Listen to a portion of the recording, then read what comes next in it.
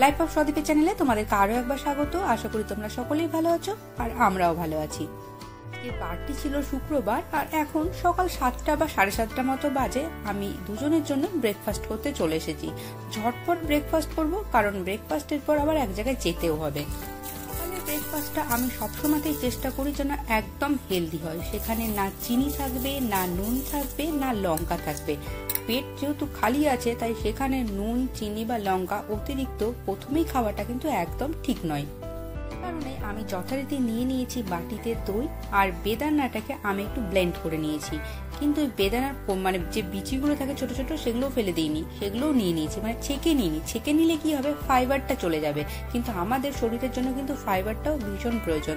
সেই কারণে বেদানাটা নিয়ে নিয়েছি। তারপরে নিয়ে নিয়েছি ওটস, আর এই ওটসটার মধ্যে আছে ড্রাই ফ্রুটস, সমস্ত ধরনের ড্রাই ফ্রুটস মেশানোই ওটসটা থাকে, তো এটাতে আমার খুব ভালো হয়, আলাদা করে আর ড্রাই ফ্রুটস দিতে হয় না। এরপরে নিয়ে নিয়েছি কলাও কিন্তু আমাদের হেলথের জন্য ভীষণ ভালো। আর এটাকে একটু মিষ্টি করার জন্য আমি মধু দিচ্ছি। সবসময় যে মধু দিই তা নয়, মাঝে মধ্যে মধু দিই। ব্যাস, ব্রেকফাস্ট আমার রেডি হয়ে গেছে।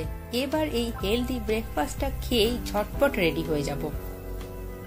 রেডি হতে এখন আমাদের খুব একটা বেশি দেরি লাগবে না, কারণ গরম পড়ে গিয়েছে, তাই প্রচুর সোয়েটার, জামা কাপড়, ভারী জুতো এসব পরার ঝামেলাটা অ্যাটলিস্ট মিটেছে 2-3 মাসের জন্য। তো ঝটপট করে হালকা পাতলা একটা জামা কাপড় পরে নিলাম। আর সুব্রত আবার একটু ঠান্ডা ঠান্ডাও ফিল হচ্ছিল, তাই ও বললো যে ও একটা পাতলা সোয়েটার পরবে। অবশ্য আমার ঠান্ডা লাগছিল না। তো আমরা রেডি হয়ে চলে এসেছি, ট্রেনে উঠবো। ট্রেনে উঠে দেখছি ট্রেন একদম ফাঁকা, মানে আমরা যে বগিটায় উঠেছিলাম সেই বগিটায় একটাও লোক নেই। দেখে তো আমার ভীষণ ভালো লাগলো যে এরকম ফাঁকা ট্রেনে শুধুমাত্র কিন্তু ইউরোপেই পাওয়া যায়। ইন্ডিয়ার ট্রেনগুলো তো মানে এত ভিড় হয়, তবে ওই ট্রেনগুলো তো বেশ ভালো এনজয় হয়। সুন্দর পরিবেশ দেখতে দেখতে আমরা কিন্তু কোথাও ঘুরতে যাচ্ছি না, যাচ্ছি হচ্ছে ডেন্টাল ট্রিটমেন্টের জন্য। আর এটা আমার জন্য নেওয়া হয়েছে, শুভর জন্য নেওয়া হয়েছিল, তবে ও ডেন্টাল ট্রিটমেন্টটা ক্যান্সেল হয়ে গেছে, আবার 2 মাস পরে আছে। আর আমারটা আজকে। তো আমরা দুজনে মিলে বেরিয়ে গিয়েছি। এখানে আবার ডেন্টাল ট্রিটমেন্টের জন্য অ্যাপয়েন্টমেন্ট নিলে সেই অ্যাপয়েন্টমেন্ট পাওয়া যায় 2-3 মাস পরে। বেলজিয়ামের সব থেকে খারাপ লাগে আমার হচ্ছে এই মেডিকেল সার্ভিসগুলো, ভীষণই স্লো হয়, ভীষণই স্লো। মানে কোনো কিছু হলে ডাক্তার দেখাতে গেলে সে 2-3 মাস পর অ্যাপয়েন্টমেন্ট পাওয়া যায়। যাই হোক, এখানে বলি আমার ডেন্টাল ট্রিটমেন্ট হয়ে গিয়েছে। মানে হচ্ছে আমি গিয়েছিলাম হচ্ছে দাঁত ক্লিন করতে, তো আমার ক্লিন তো হয়েই গেছে, তবে ক্লিন করতে গিয়ে আমার যা অবস্থা হয়েছিল, পুরো মাথা টাথা ঘুরে যাচ্ছে তাই অবস্থা, আর প্রচুর ব্লিডিং হয়েছে। তো আমার থেকে বেশি আফসোস শুভ করছিল। শুভ বলছিল তুমি কেন উঠে গেলে না, বললে না আমি করব না, কারণ এত পেনফুল হয়েছিল। আমি ভাবতে পারিনি। এর আগে ডিসেম্বরে একবার এসেছিলাম, তখন যখন ক্লিন করেছিলাম তখন এরকম কোনো প্রবলেম হয়নি, তবে এবার মারাত্মক প্রবলেম হয়েছিল। আর সেই নিয়ে আজকে সারা দিনটা আমার মানে খারাপই গিয়েছে। আসলে আমি উঠে যাইনি, তার কারণ হচ্ছে একবার যদি এখান থেকে উঠে যাই তবে আবার অ্যাপয়েন্টমেন্ট নিয়ে সেটার ক্লিন করতে করতে 2-3 মাস। তাই আমি ভাবলাম যতই কষ্ট হোক না কেন করে নিই।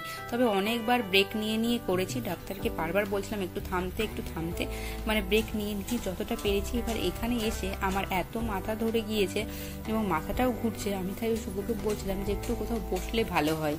আমার তো মনে হয় আমাদের ইন্ডিয়ার মেডিকেল ফেসিলিটি অনেক ভালো এখানকার থেকে।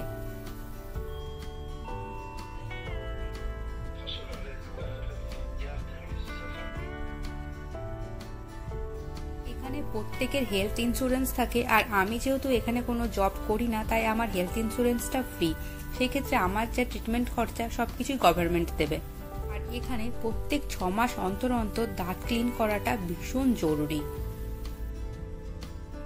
ট্রেন থেকে নামার পরে শুভ চলে গিয়েছিল ল্যাবে, আর আমি বাড়ি চলে এসেছিলাম। বাড়ি আসার পর এত মাথা ব্যথা করছিল, কিছুই ভালো লাগছিল না, তাই আমি 2টো ডিম সেদ্ধ করে তারই ঝোল করে নিয়েছিলাম, আর একটু বাঁধাকপির ভর্তা করেছি। এই দিয়েই খাবো। আর শুভ যথারীতি বাড়ি চলে এসেছে, কারণ ও অনেকটাই চিন্তিত ছিল, ল্যাবে বেশিক্ষণ থাকতে পারেনি। আর আমি ভেবেছিলাম ডাল করবো, তবে আমার ভালো লাগছিল না বলে আর করলাম না। আর এখানে আমি শুভকেই খাবার দিয়েছিলাম, কারণ আমার দাঁতে হালকা হালকা পেন করছে, তো আমি খাবো কিনা সেটাই ভাবছিলাম, মানে ভয় পাচ্ছিলাম। হোক না কেন আমি পরে খুব অল্প সামান্য খাবার খেয়েছিলাম, কারণ আমার ভালো ব্যথা করছিল, সেক্ষেত্রে আমি খুব একটা বেশি খেতে পারছিলাম না। আর এখন হচ্ছে বিকেল বেলা, এই সময়তে আমরা দুজনে চলে এসেছি আর কি লেকের ধারে এসে ভাবলাম যে সুন্দরভাবে রোদের মধ্যে রোদটা নিতে নিতে একটু চা খাওয়া যাক। তাই আমি ওই ফ্লাক্সে করে চা, কাপ সবকিছু নিয়ে চলে এসেছি। এখানে বসে আমরা খাবো হচ্ছে চা, আর এই সুন্দর পরিবেশটা, রোদ, সবকিছুকে এনজয় করব। আমি একটি কথা বলতে চাই, তোমরা কিন্তু অনেকেই আমার ভিডিও ফুল দেখছো না। অনেক বন্ধু আছে যারা দেখছে, আমি তাদেরকে জানি কারা দেখে, আর অনেকেই আছে যারা দেখছো না, আমি তাদেরকেও জানি কারা দেখছো না। তো এবার থেকে তোমরা যদি আমার ভিডিও পুরোটা না দেখো, তাহলে আমিও কিন্তু তোমাদের ভিডিও গিয়ে ওই কমেন্ট করে দিয়েই চলে আসবো, কিন্তু দেখবো না। কারণ আমি দেখতে গেলে তো আমাকে সময় দিতে হয়, তাই না? প্রত্যেকেরই সময়ের দাম আছে, তাহলে আমি কেন বলো তো অযথা টাইমটাকে ওয়েস্ট করবো।